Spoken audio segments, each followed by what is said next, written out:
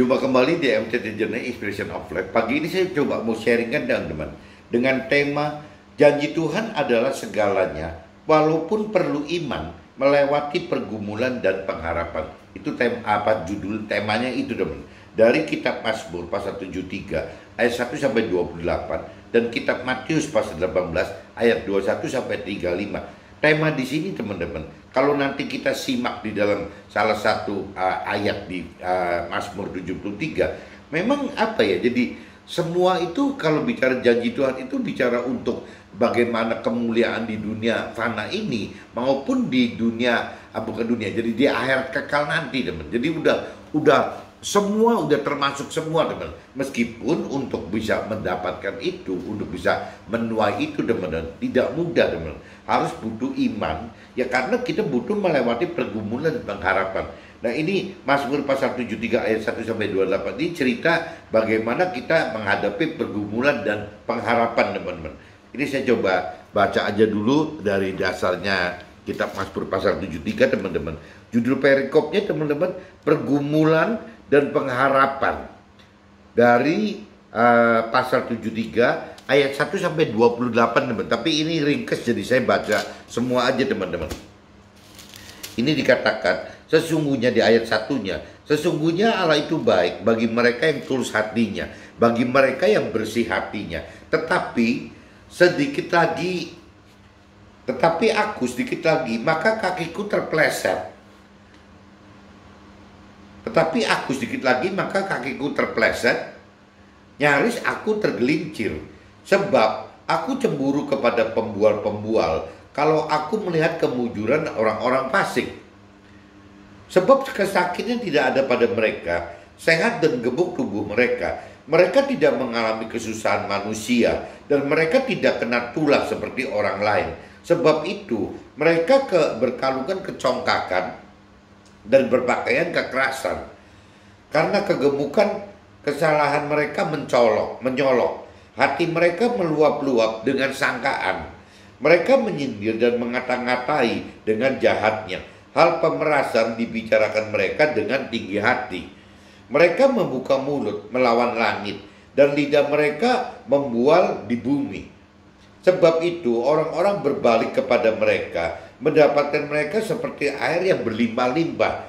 Dan mereka berkata, bagaimana Allah tahu hal itu? Adakah pengetahuan pada yang maha tinggi?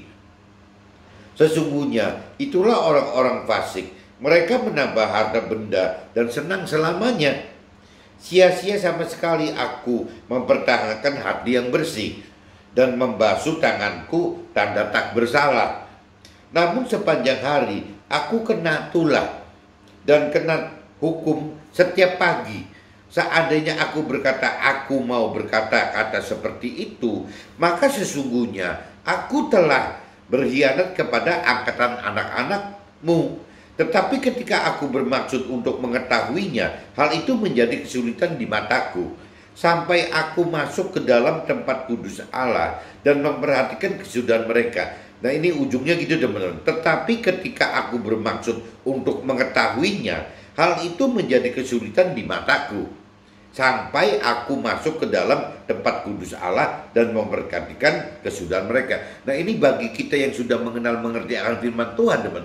Kita akan baru mengenal dan mengerti bahwa ya firman Tuhan itu orang-orang fasik itu bahaya sekali teman-teman. Bisa bahaya sekali gitu, mudah sekali tergelincir apabila kita sudah bisa mengerti firman Tuhan lebih dalam teman. Tapi kalau kita tidak pernah mengerti firman Tuhan lebih dalam, rasanya kita akan selalu cemburu kepada orang dunia teman. Karena anggapnya orang dunia kok melakukan banyak kesalahan yang tidak sesuai dengan yang perintah firman Tuhan, tapi kok nggak apa-apa gitu. Nah ini kembali lagi di ayat ini mulai dibukakan gitu ayat 16-nya. Tetapi ketika aku bermaksud untuk mengetahuinya, hal itu menjadi kesulitan di mataku, sampai aku masuk ke dalam tempat kudus Allah dan memperhatikan kesudahan mereka, kesudahan orang fasik ini. Sesungguhnya di tempat-tempat licin Tuhan taruh mereka, Tuhan jatuhkan mereka sehingga hancur. Betapa binasa mereka dalam sekejap mata, lenyap habis oleh karena kedahsyatan. Seperti mimpi pada waktu terbangun ya Tuhan, pada waktu terjaga, rupa mereka kau pandang hina. Ketika hatiku merasa pahit dan buah pinggangku menusuk-nusuk rasanya, aku dungu dan tidak mengerti seperti hewan aku di dekat Tuhan gitu. Tetapi aku tetap di dekat Tuhan. Tuhan memegang tangan kananku. Dengan nasihat Tuhan, Tuhan menuntun aku dan kemudian Tuhan mengangkat aku ke dalam kemuliaan. Siapa gerangan ada padaku di surga selain Tuhan? Selain Tuhan tidak ada yang kuingini di bumi ini. Sekalipun dagingku dan hatiku habis lenyap, gunung batuku dan bagianku tetaplah Allah selama-lamanya. Sebab sesungguhnya siapa yang jauh daripada Tuhan akan binasa. Tuhan binasakan semua orang yang berzina dengan meninggalkan Tuhan. Tetapi aku dekat pada Allah. Aku menaruh tempat perlindunganku kepada Tuhan Allah, supaya dapat menceritakan segala pekerjaan Tuhan gitu. Nah, ini saya sudah bacakan di kitab Mazmurnya teman-teman, kitab Mazmur pasal 73 ayat 1 sampai 28, dan ini saya lanjut aja teman-teman, langsung ke kitab Matius aja supaya bisa langsung masuk ke draft. Kitab Matius pasal 18 teman-teman. Kitab Matius pasal 18 ayatnya 21 sampai 35 teman-teman. Judul perikopnya teman-teman, kalau di cerita 18 ayat kitab Matius pasal 18, perikop itu judulnya siapa yang terbesar dalam kerajaan sorga gitu. Perikopnya judulnya itu teman-teman. Tapi saya baca tidak dari ayat 1, saya lompat ke ayat 21 teman-teman. Nah, perikopnya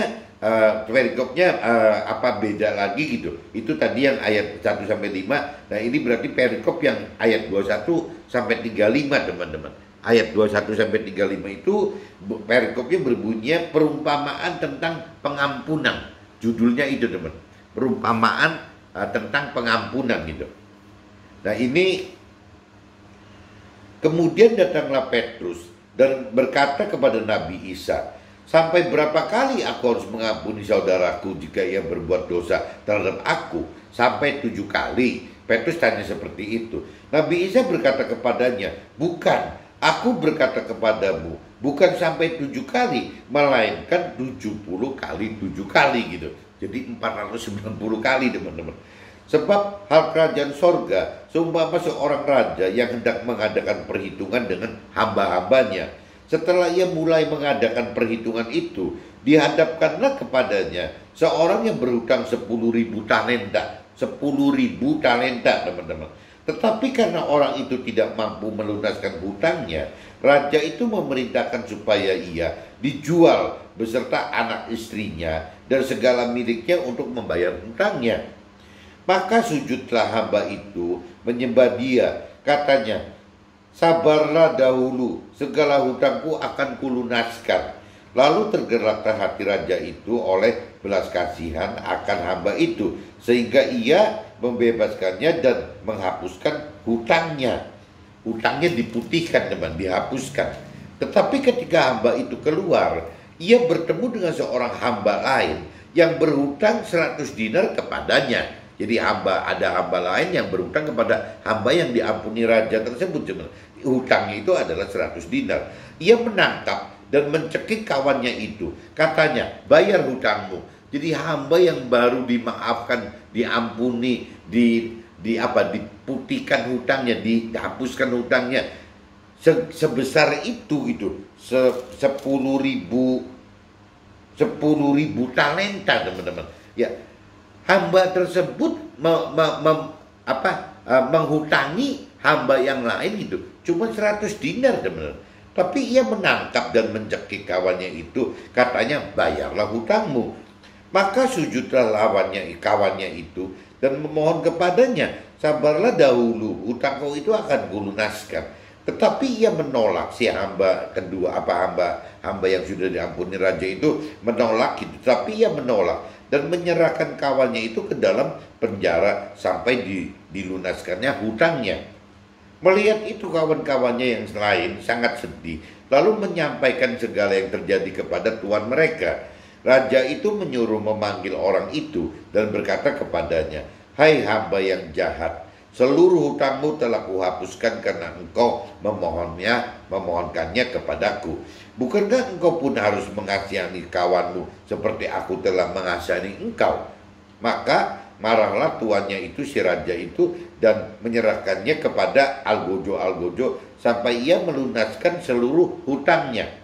Maka Tuhan Allahku yang di sorga akan berbuat demikian juga terhadap kamu apabila kamu masing-masing tidak mengampuni saudaramu dengan segenap hatimu gitu.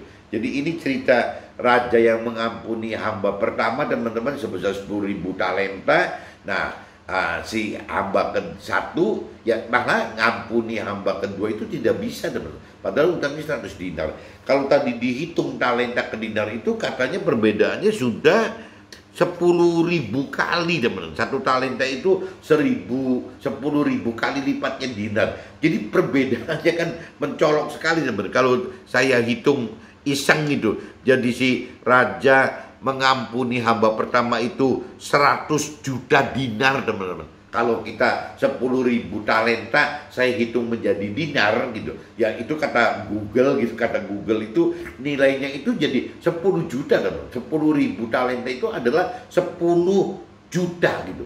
10 juta, bayangin, si raja memberi pengampunan kepada hamba pertama, penghapusan utang sebesar 10 juta dinar, 100 juta dinar. Nah, sedangkan si hamba pertama gitu yang mendapat pengampunan 100 juta dinar, kok ngampunin 100 dinar aja nggak bisa, teman-teman. Nah, ini kita mesti hati-hati. Apakah karakter kita seperti itu, teman-teman? Dari satu sisi kita mengharapkan dari Tuhan itu yang terbesar, tapi bagi kita sesama kita itu malah terkecil sekali. Jadi perbandingannya kalau dinar lawan dinar itu 100 juta dinar lawan 100 dinar, teman-teman. Hanya 100 dinar, ya berarti kan beda berapa? Beda 1 juta kali lipat tuh, teman-teman. Ini nggak kira-kira sih, hamba satu ini nggak kira-kira. Nah, ini saya sudah bacakan di sini, teman-teman. Kitab Mazmur pasal 73 ayat 128 dan kitab Matius pasal 18 ayat 2135. Saya coba masuk langsung ke draft aja, teman-teman, supaya bisa lebih jelas gitu.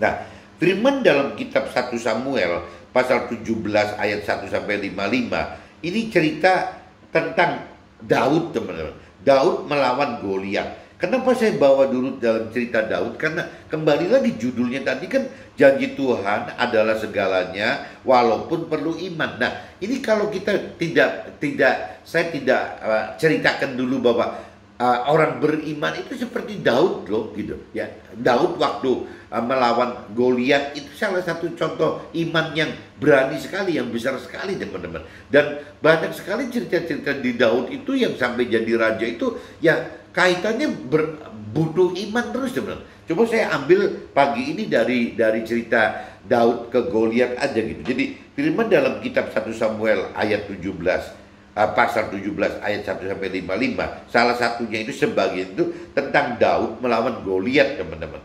Ceritakan seorang yang menceritakan seorang Daud yang bukan tentara harus melawan Goliat yang raksasa dan sekaligus tentara profesional gitu.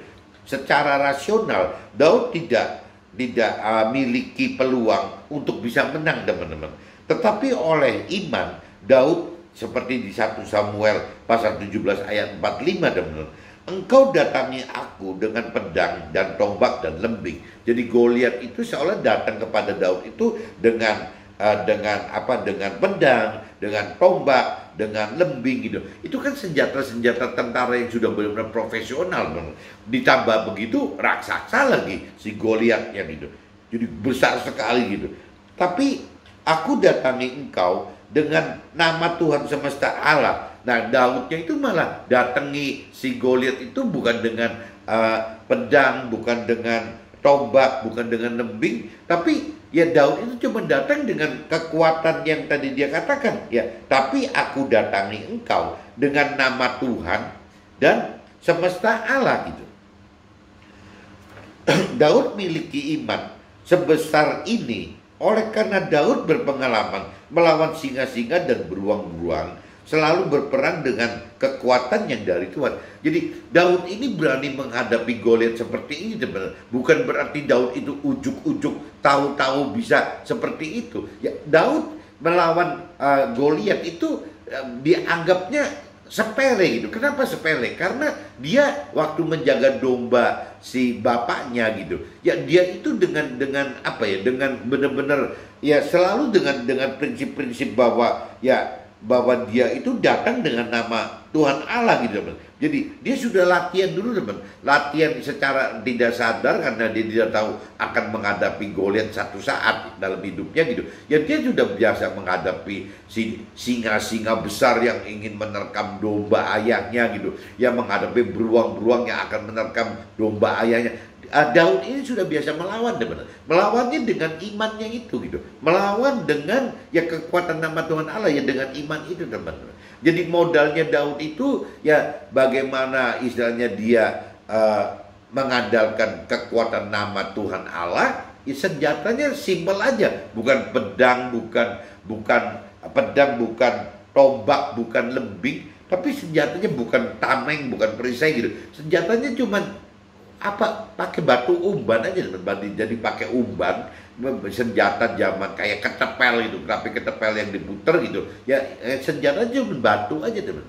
Nah ini senjata Daud itu kalau bicara dunia secara fisik ya hanya sebuah umban dengan batu gitu, senjata batu gitu. Udah, yang lainnya itu adalah bukan ini nih, umban dan batu itu harus melawan pedang, tombak, dan lembing, teman-teman, dan perisai gitu. Itu cuma modalnya ini saja, teman-teman. Dan yang paling penting itu adalah modalnya adalah ya nama Tuhan, iman gitu. Jadi Daud itu selalu seperti itu gitu. Daud miliki iman sebesar ini oleh karena Daud berpengalaman melawan singa-singa dan beruang-beruang yang besar berapa kali lipat lebih besar daripada Daud gitu. Jadi buat Daud apa bedanya gitu ngadepin si Goliat? Ya anggap aja seperti ngadepin beruang dan singa-singa. Itu imannya Daud seperti itu, teman. Jadi butuh dilatih memang. Kalau waktu itu Daud tidak belajar dilatih melawan singa-singa dan beruang-beruang, mungkin ketemu Goliat kaget, teman. Tapi begitu karena dia sudah biasa berlatih dengan singa-singa dan beruang gitu, yang besar-besar sebesar si Goliat, ya Daud sama sekali tidak takut gitu.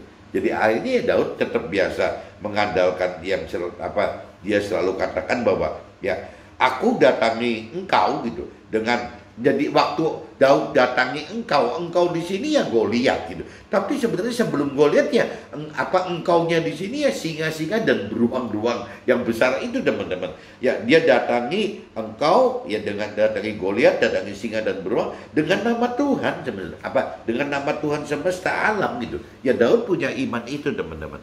Dan yang digerakkan Daud bukan pedang, tombak atau lembing atau perisai. Yang digerakkan Tuhan untuk Daud itu ya hanya sebuah umban dengan senjata batu-batuan saja, teman-teman.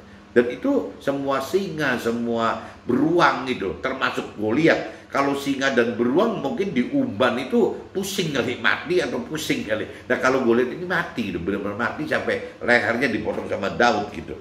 Jadi yaitu kemenangan Daud itu dasarnya iman, teman. Jadi bagaimana kita melawan kita untuk menggapai gitu, kita untuk menggapai janji Tuhan yang tadi di tema itu gitu. Janji Tuhan itu adalah segalanya ya, walaupun ya harus menghadapi pergumulan dan pengharapan. Dan pergumulan pengharapan yang contoh Daud sajikan bagi kita ya adalah iman, teman. Iman bagaimana dia taat melakukan perintah-perintah firman Tuhan dengan iman dia yang begitu kuatnya gitu. Nah iman itu butuh berlatih mencari singa-singa dan beruang-beruang ini. Ya berarti kita harus berlatih menghadapi persoalan-persoalan, teman, sehingga waktu Goliat nanti datang kita sudah kuat gitu. Intinya gitu, teman-teman. Apabila kita tidak memiliki iman seperti Daud, akan sangat sulit bagi kita untuk bisa dapatkan janji-janji dan rancangan serta kehendak Tuhan dalam hidup kita. Karena kita harus hadapi pergumulan dan pengharapan sesuai ya kitab Mazmur tadi. Kitab Mazmur yang 73 ayat 1-28 tadi, teman. Ya kita istilahnya dari mulai nggak ngerti sampai akhirnya kita tahu ujungnya bahwa yang Tuhan uberi itu adalah ya kemuliaan di dunia fana ini maupun di dunia, di akhirat nanti, teman. Itu yang Tuhan cari itu gitu. Jadi ini tadi saya udah ceritakan di Daud itu seperti itu, mengalami seperti itu, ya supaya kita ya sama aja halnya Daud, kita juga ingin tuai gitu janji-janji Tuhan gitu, rancangan Tuhan dan kehendak Tuhan, tapi ya tetap harus lewati seperti si Daud ini teman, bagaimana kita latihan iman ini gitu. Nah, Kitab Mazmur pasal 73 ayat 24 teman-teman, dengan nasihat Tuhan menuntun aku, dan kemudian Tuhan mengangkat aku ke dalam kemuliaan Tuhan, baik kemuliaan dunia fana serta akhirat kekal. Nah, ini janji di kitab Mazmur ini teman-teman, ini yang kita jadi kita gumuli dan kita harapkan itu ya janji Tuhan seperti ini teman-teman. Tapi ya kembali lagi untuk bisa menuai janji Tuhan di kitab Mazmur pasal 73 ayat 24 tersebut ya butuh iman. Butuh iman berarti kita butuh menghadapi persoalan dalam hidup kita. Untuk dapatkan iman seperti Daud, kita butuh hadapkan persoalan yang ada pada kita dengan firman yang digerakkan roh Tuhan dalam hidup kita. Kita sebut rema, dan persoalan kita dibanding dengan rema yang kita dapat bagi setiap kita akan selalu berbeda-beda teman. Ini teman-teman kalau simak yang maksud saya ini gitu, itu biasanya teman-teman yang saya tahu banyak orang-orang, banyak teman-teman, banyak banyak manusia, banyak orang yang apabila menghadapi permasalahan itu ya diselesaikan bukan dengan cara rohani teman-teman, tapi umumnya diselesaikan itu dengan cara rasio gitu, dengan cara pikiran, perasaan, kehendak jiwa kita, dengan rasio kita gitu. Padahal kalau kita setiap permasalahan yang timbul itu selalu diselesaikannya dengan cara rasio, akhirnya kita ya menyelesaikan permasalahan itu dengan cara-cara duniawi, bukan dengan cara-cara rohani. Kalau teman mau, coba lakukan permasalahan yang timbul di teman-teman atau di keluarga saya, itu coba sekali-kali kita terapin dengan cara-cara bukan rasio, tapi dengan cara-cara pikiran dan perasaan kehendaknya Tuhan, teman-teman. Nah, pikiran perasaan kehendak Tuhan itu jelas tidak ada di rasio kita, adanya di firman Tuhan. Contoh yang tadi, apabila menghadapi persoalan, apabila kita menghadapi permasalahan, berani nggak sih kita ingat ceritanya si Daud gitu ya, Daud melawan Goliat itu. Jadi persoalan kita coba hadapi itu bukan dengan cara rasio, dengan pikiran perasaan kehendak kita, tapi kita hadapi dengan pikiran perasaan kehendaknya Tuhan gitu di dalam firman Tuhan. Nah, ini nanti persoalan dan permasalahan ini akan menjadi singa-singa dan beruang-beruang ini teman-teman, sebelum kita bertemu dengan Goliat gitu. Nah, ini maksudnya gitu teman. Jadi coba teman-teman praktekkan gitu kejadian seperti itu. Nanti saya mau cerita apa yang saya alami gitu. Jadi memang kita harus berani mempraktekkan itu teman-teman. Persoalan dan permasalahan itu adalah peluang untuk kita bagaimana bisa ya menemukan latihan gitu dengan singa-singa dan beruang-beruang saatnya si Daud sebelum melawan Goliat teman. Jadi latihannya di singa-singa dan beruang-beruang ini gitu. Nah, singa-singa ini kita identikan dengan persoalan yang namanya beruang-beruang ini kita identikan dengan permasalahan gitu. Jadi kita coba latihan dari permasalahan yang timbul, persoalan yang timbul itu jangan semua teman-teman selalu habiskan dengan pola-pola duniawi teman-teman, dengan pola rasio. Ya, duniawi rasio berarti kan dengan pikiran perasaan kehendak Tuhan. Tapi coba kita belajar bagaimana menyelesaikan permasalahan itu dengan cara-cara rohani gitu. Ya berarti dengan pikiran perasaan kehendak Tuhan, dengan jiwa Tuhan, berarti harus dengan firman-firman Tuhan, teman. Bukan dengan cara-cara duniawi tapi dengan cara rohani. Nah, ini coba pagi ini saya sharing, coba teman-teman pikirkan maksud saya ini gitu. Coba sekali-kali menyelesaikan persoalan itu bukan dengan cara rasio tapi dengan cara rohani yang ada di firman Tuhan, teman. Nanti saya cerita di yang terakhirnya gitu. Firman dalam kitab Matius pasal 18 ayat 21 sampai 35 teman-teman. Dengan tema perikopnya itu, perumpamaan tentang pengampunan. Raja versus hamba satu, ya ditentukan lagi dengan kaitannya tiga, teman. Jadi ada raja gitu, ada hamba pertama dan hamba kedua, teman. Ini ada tiga yang dikaitkan. Di mana raja versus hamba satu, raja itu memberi pengampunan itu 10.000 talenta, teman-teman. Kalau tadi saya usil checking di Google gitu, talenta dengan dinar tuh bedanya apa sih gedenya gitu. Oh ternyata yang namanya satu talenta itu gedenya 10.000 dinar, teman-teman.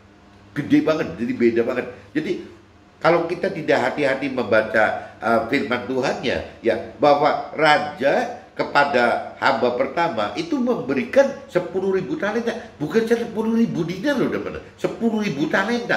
10.000 talenta itu satu talenta adalah 10.000 dinar. Berarti kalau 10.000 talenta itu kalau saya hitung berarti 100 juta dinar loh, teman-teman. 100 juta dinar. Tapi kalau kita tidak hati-hati menyimak firman, teman-teman. Nah, cerita yang keduanya, ya ada hamba kedua berhutang kepada hamba persatu. Hamba pertama itu diampuni oleh raja gitu.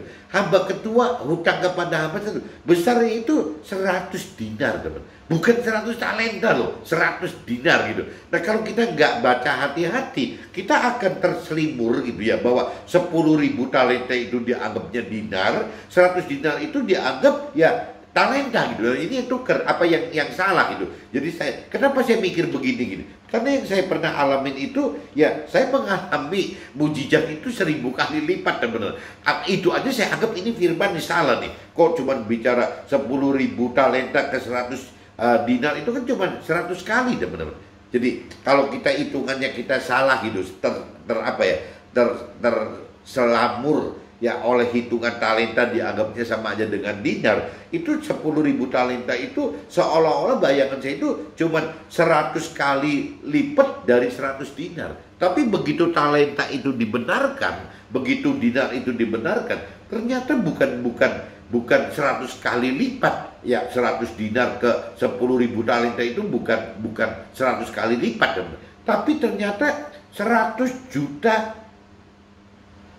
1 juta kali lipat, teman. Bukan 100 kali lipat, tapi 1 juta lipat gitu. Jadi 100 dinar mencari ke 10.000 talenta, di mana 10.000 talenta itu adalah 100 juta dinar. Berarti kalau 100 juta dinar dibanding 100 dinar itu 1 juta kali lipat, teman.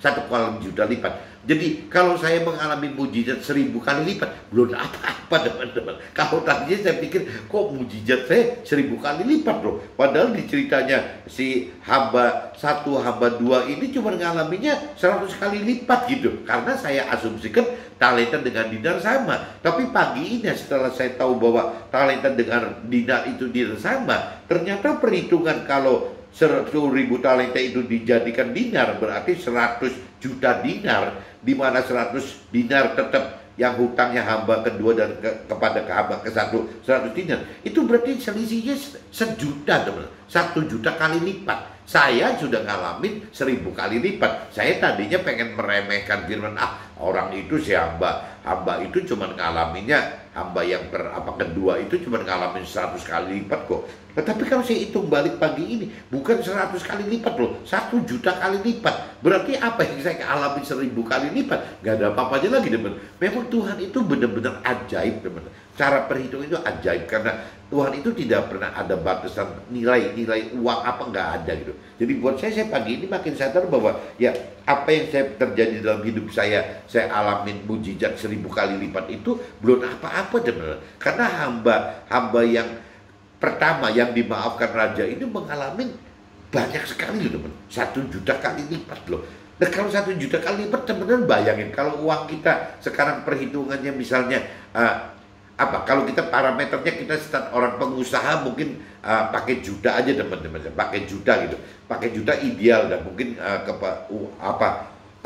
usaha modal kecil misalnya bisa ratusan ribu, kalau gede puluhan juta atau ratusan juta. Saya parameter pakai juta. Teman-teman bayangin kalau Tuhan bisa lipat gandakan 1 juta itu menjadi 1 juta kali lipat, nah itu jadi berapa, teman-teman? 1 juta kali 1 triliun loh, teman-teman.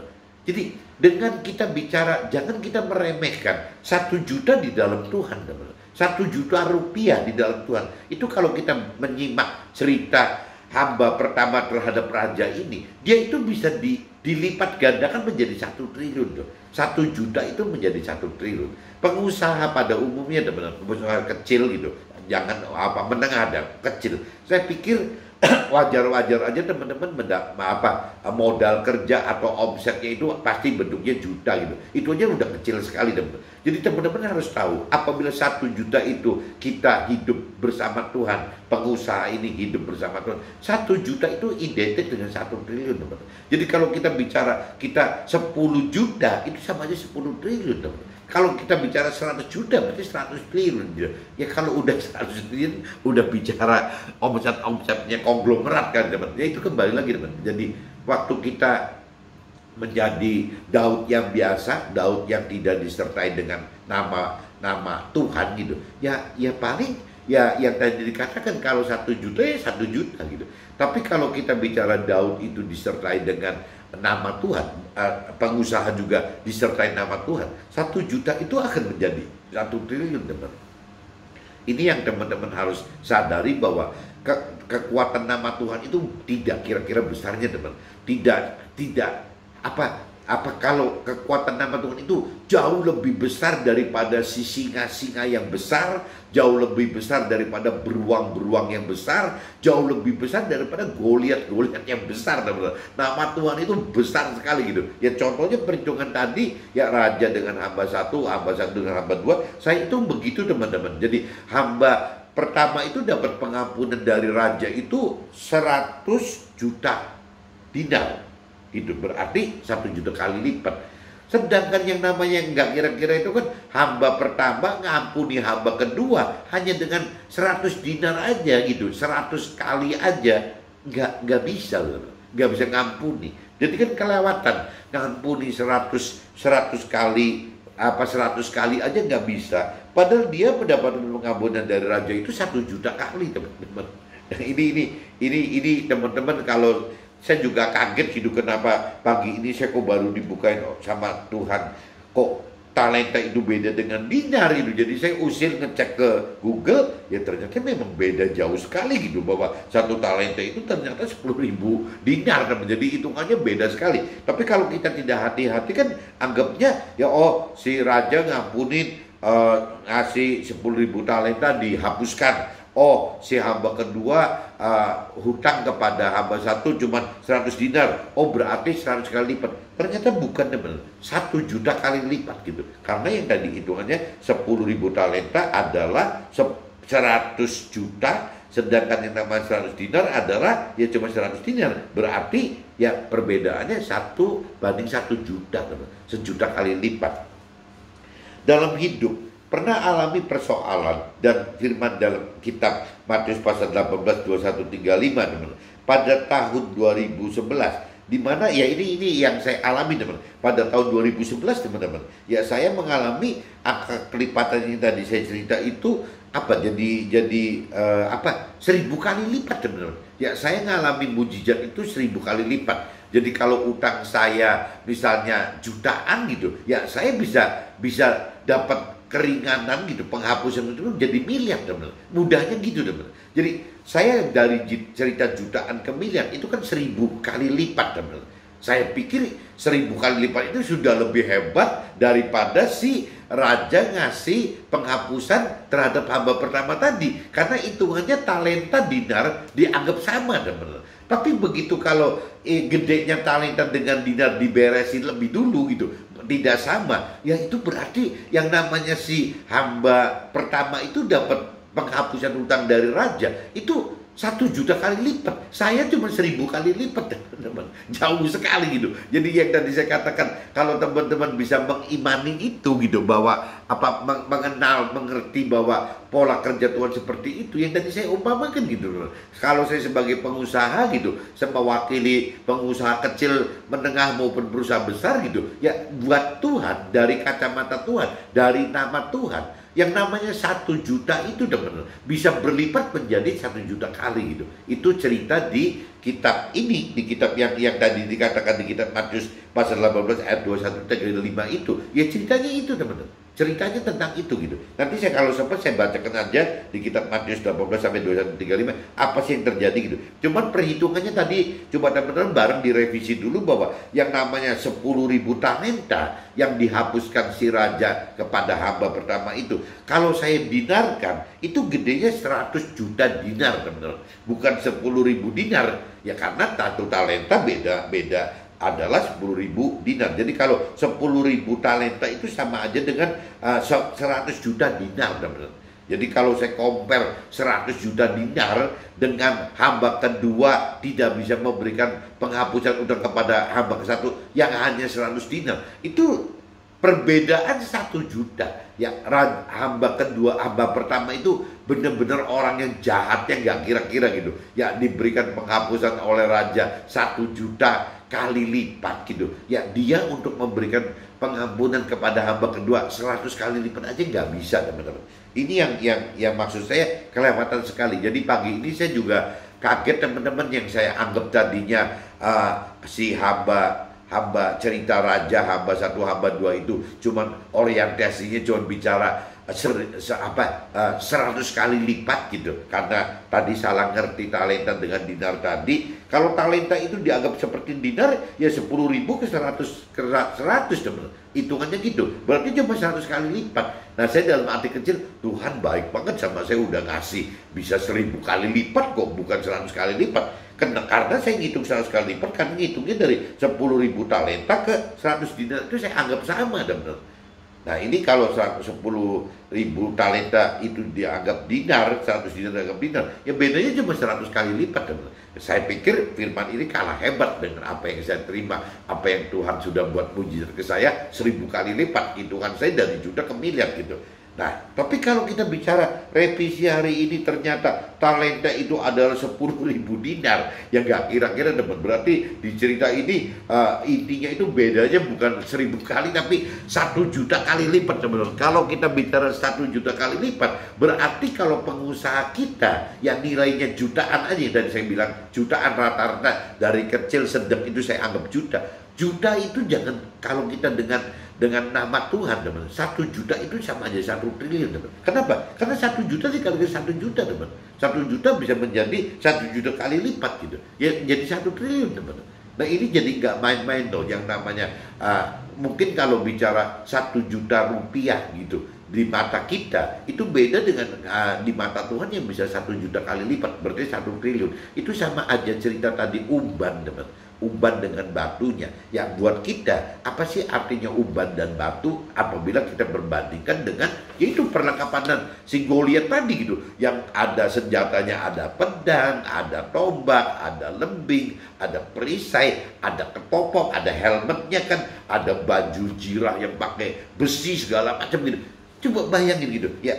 Itu kan yang besar kan itu. Si Daud nggak ngapa-ngapain kok. Daud itu cuma bawa umban sama batu. Batu pun juga dapat nemu dari, ngambil dadakan dari kali gitu. Dia pilih yang bulat-bulat gitu, yang enak, yang balan sekali diputernya.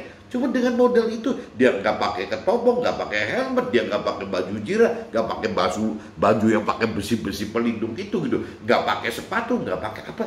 Itu teman-teman. Jadi dari kacamata manusia, Daud dengan penampilan seperti itu diremehkan, sama Raja Saul pun diremehkan gitu. Itu gimana sih orang mau perang? Sama Goliat pun diremehkan gitu. Emang lu pengen ngusir anjing gitu, kata Goliatnya. Itu sampai begitu teman. Tapi kalau dengan nama Tuhan, ternyata Daud yang hanya seperti itu, dengan senjata seperti itu, dengan perlengkapan perang seperti itu ternyata jauh lebih kuat teman-teman daripada si Goliatnya. Nah, ini kalau diumpamakan pakai ukurannya uang gitu, ya 1 juta kali lipatnya itu teman-teman. Jadi jangan kita ngebayangin umban dan batunya teman-teman, tapi itu loh nama Tuhannya itu yang gede banget gitu. Yang tadi saya katakan, jangan mandang 1 jutanya teman-teman, tapi dengan nama Tuhan 1 juta itu bisa menjadi 1 triliun. Mudah-mudahan teman-teman bisa nangkap maksud saya teman-teman. Nah, ini kalau teman-teman penasaran, saya coba bacakan sebentar teman-teman di kitab Matius pasal 18 teman-teman. Matius pasal 18 itu ceritanya kalau cerita di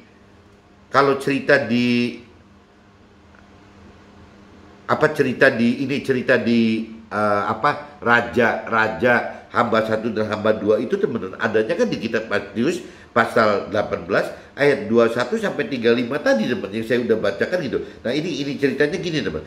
Kemudian datanglah Petrus dan berkata kepada Nabi Isa, Tuhan, sampai berapa kali aku harus mengampuni saudaraku jika ia berbuat dosa kepada aku? Sampai 7 kali. Nabi Isa berkata kepadanya, bukan, aku berkata kepadamu, bukan sampai 7 kali, melainkan sampai 70 kali 7 kali.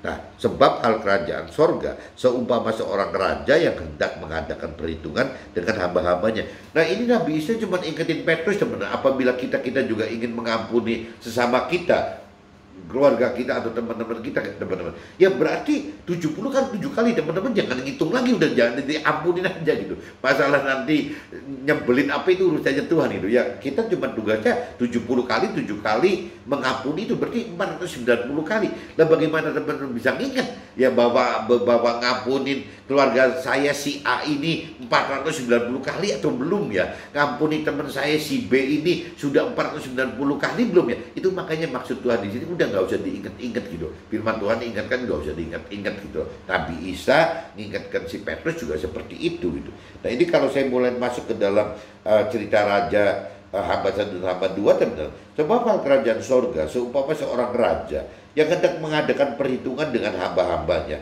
Setelah ia mulai mengadakan perhitungan itu, dihadapkanlah kepadanya seorang yang berhutang 10.000 talenta. Nah ini mulai cerita di 10.000 talenta teman. Saya kalau tidak menyimak yang sudah belasan kali saya baca 10.000 talenta itu saya anggap sama dengan dinar teman. Ternyata salah gitu. Tetapi karena orang ini tidak mampu melunasi hutangnya, raja itu memerintahkan supaya dijual beserta anak istrinya dan segala miliknya untuk membayar hutangnya. Coba bayangin teman, zaman dulu itu kalau sudah tidak bisa bayar, badan kita dijual, istri kita dijual, anak kita dijual, harta kita dijual. Betapa mengerikannya teman-teman, seperti ini gitu. Lalu bergeraklah hati raja itu maka sujudlah hamba itu menyembah dia. Ini cerita hamba 1 teman. Sabarlah dahulu, segala hutangku akan kulunaskan. Lalu tergelaklah hati raja itu oleh belas kasihan akan hamba itu, sehingga ia membebaskannya dan menghapuskan hutangnya. Nah ini si hamba 1 itu sama rajanya dihapuskan hutangnya teman-teman. Nilainya hutang itu 10.000 talenta. Yang seandainya saya salah nangkap, dianggap sama aja dengan gedenya dengan 10.000 talenta itu sama aja 10.000 dinar. Tapi ternyata salah teman-teman. Ya 10.000 talenta itu ternyata sama dengan 100 juta dinar gitu. 100 juta dinar berarti talenta itu gede banget teman-teman gitu. Jadi kalau 10.000 talenta itu sama aja dengan 100 juta dinar teman-teman gitu. Jadi bedanya banyak sekali. Ini seperti itu dan dihapuskan hutang oleh raja. Tetapi ketika hamba pertama itu keluar, ia bertemu dengan seorang hamba yang kedua yang berhutang 100 dinar kepadanya. Ini 100 dinar bukan 100 talenta teman-teman. Kepadanya ia menangkap dan mencekik kawannya itu, katanya bayar hutangmu. Ini hamba pertama ke hamba kedua seperti itu teman. Maka sujudlah kawannya itu dan memohon kepadanya, sabarlah dahulu, hutangku itu akan kulunaskan. Hamba kedua udah bersujud sampai minta pertolongan untuk menunda istilahnya sanksi bayar utangnya teman. Tetapi ia menolak, hamba pertama menolak dan menyerahkan kawannya itu ke dalam penjara sampai dilunaskannya hutangnya. Malah dijebloskan di dalam penjara teman. Melihat itu kawan-kawannya yang lain sangat sedih lalu menyampaikan segala yang terjadi kepada Tuhan mereka. Nah teman-temannya si hamba 1 hamba 2 itu rupanya mendengar bahwa hamba pertama itu mendapat pengampunan dari rajanya gitu. Tapi kok hamba 1 ya hanya dengan 100 dinar aja nggak mau gitu ya. Yang namanya 100 juta dinar aja diampuni oleh rajanya si hamba pertama ini gitu. Nah hamba pertama ini kelewatan gitu. Masa 100 dinar aja nggak ngampuni hamba kedua gitu. Nah selisih pengampunan ini kan yang tadi itu kan 1 juta kali lebih besar loh teman-teman. Yang namanya 100 juta dinar itu 100 juta dinar itu adalah 1 juta kali lebih besar daripada 100 dinar. Nah, teman-temannya kan akhirnya nggak terima. Teman-teman yang baik hamba 1 dan hamba 2 itu akhirnya lapor ke raja, teman-teman. Melapor balik ke raja gitu. Ya, laporan raja itu menyuruh memanggil orang itu dan berkata kepadanya. Jadi memanggil berbalik lagi hamba pertamanya gitu. Hai hamba yang jahat, hamba pertama gitu. Seluruh hutangmu telah kuhapuskan karena engkau memohonnya kepadaku. Bukankah engkau pun harus mengasihani kawanmu seperti aku telah mengasihani kau gitu. Maka marahlah tuannya itu, si raja itu dan menyerahkannya kepada algojo teman-teman, sampai ia melunaskan seluruh hutangnya. Maka Tuhan Allahku yang di surga akan berbuat demikian juga terhadap kamu apabila kamu masing-masing tidak mengampuni saudaramu dengan segenap hatimu. Nah, ini firman yang terakhir di ayat 35-nya ya cuma mengingatkan itu, teman-teman, karena judulnya tadi kan apa sih, jadi perumpamaan tentang pengampunan gitu. Nah, ini di ayat yang 35-nya teman-teman mesti camkan gitu. Maka Tuhan Allahku yang di sorga akan berbuat demikian juga terhadap kamu apabila kamu masing-masing tidak mengampuni saudaramu dengan segenap hatimu. Nah, tadi saya udah kasih perumpamaan berapa kali sih ya Nabi Isa menyarankan Petrus untuk mengampuni keluarga kita atau teman kita. 70 kali 7 kali, teman-teman. Coba teman catat gitu, 70 kali 7 kali. Jadi kalau sampai sudah lebih dari 70 kali 7 kali, teman-teman boleh tidak ngampunin. Gampangnya gitu. Tapi bagaimana kita bisa ingat-ingat bahwa si A yang keluarga kita ini sudah kita ampuni sampai 490 kali loh. Nanti waktu ampuni 491 kali gitu, ya itu boleh tidak diampuni. Terus bagaimana cara kita mengingat-ingatnya, teman, bahwa kita ini sudah mengampuni 490 kali. Berarti ini terakhir loh. Ya nanti kalau sekali lagi dia salah, saya tidak ampuni. Itu cerita si A, keluarga kita. Begitupun apabila kita umpamakan B, teman kita gitu. Bagaimana kita bisa mengingat-ingat, teman-teman, bahwa kita ini sudah mengampuni 470 kali 7 kali. Berarti 490 kali. Ya berarti kalau sampai yang ke 491 kali, ya teman kita si B ini boleh tidak kita ampuni. Nah, pertanyaannya bagaimana caranya kita bisa mengingat-ingat 491-nya, teman-teman. Nah, ini maksudnya ya, maksud Tuhan ya intinya pengampunan itu tidak boleh berbatas, teman-teman. Jadi tidak boleh ada batas berapa kali kita mesti mengampuni orang. Ya mengampuni orang ya sepanjang kita hidup ya kita mengampuni orang saja. Nah, nanti kalau kita ampuni kapan kita bisa membalasnya gitu. Nah, ada firman lain yang katakan bahwa pembalasan itu adalah miliknya Tuhan, teman-teman. Jadi Tuhan tidak mau kita itu membalas kepada keluarga kita atau teman-teman kita gitu. Karena kalau yang saya tahu, teman-teman, kita malah bisa takut, teman-teman, karena pembalasan Tuhan itu bisa lebih keras daripada apa yang kita ingin balaskan kepada saudara, keluarga, dan juga teman kita gitu. Kadang-kadang Tuhan itu kan perhitungannya bukan baik, perhitungan Tuhan itu kan benar gitu. Jadi kalau ngomong kasarnya, kalau Tuhan anggap bahwa pembalasan kita itu sampai orang itu meninggal dunia, itu karena Tuhan dengan persepsi benar, teman-teman. Dan kalau kita melihat dari persepsi baik gitu, kita bisa mikir, Tuhan, apa hukuman Tuhan, pembalasan Tuhan tidak terlalu berat gitu ya sampai orang tersebut meninggal. Ya karena kita dari versinya versi baik gitu. Jadi teman-teman harus tahu bahwa pembalasan Tuhan itu gitu ya itu bisa lebih apa ya, lebih tepat dibanding kita yang membalas gitu. Jadi Tuhan maka katakan ya lebih baik kita jangan cerita ingin membalas, tapi lebih baik kita bicara, kita beri pengampunan aja, teman-teman. Jadi firman di sini ya kembali lagi cuma mengingatkan bahwa ya perumpamaan tentang pengampunan itu kita bagaimana dilatih oleh Tuhan untuk bisa memberikan pengampunan yang tiada batas, teman-teman. Pembalasan itu adalah urusan Tuhan. Oke, teman-teman, see you, bye-bye.